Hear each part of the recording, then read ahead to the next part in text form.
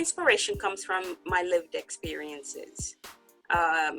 Obviously, I find you tend to write more powerfully during times of strife or suffering, and that's whether it's with yourself or just seeing it around you.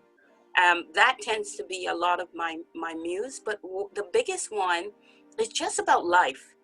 I have been fascinated about two things in two things: life itself and the concept of family.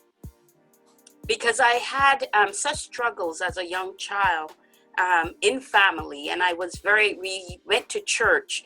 And at the time when I was young, we would go to church twice on Sundays, in the morning, and we'd go back in the evening. So it was a very coherent part of my upbringing, and it was the foundation. And even when I immigrated, we didn't go twice anymore, but we certainly went to church every Sunday.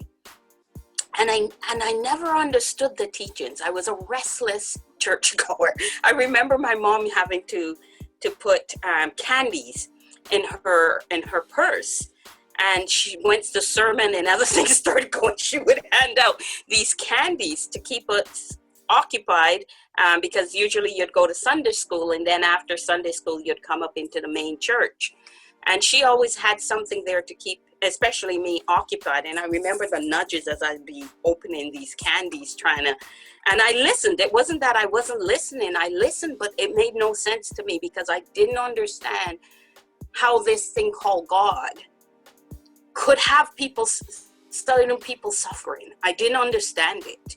I didn't understand the love in that piece. So I reflected very, very deeply as a child through those suffering times. And it's only as I start to go through, I started to try to put meaning to it. And so I wrote. I journaled, I wrote, I read.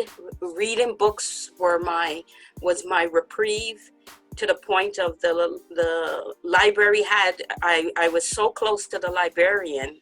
She was like a second mom to me. And then in later life, I learned that, oh goodness, I came to realize I'm so glad for those hardships, because I came to love myself, and I would not be that person without those hardships.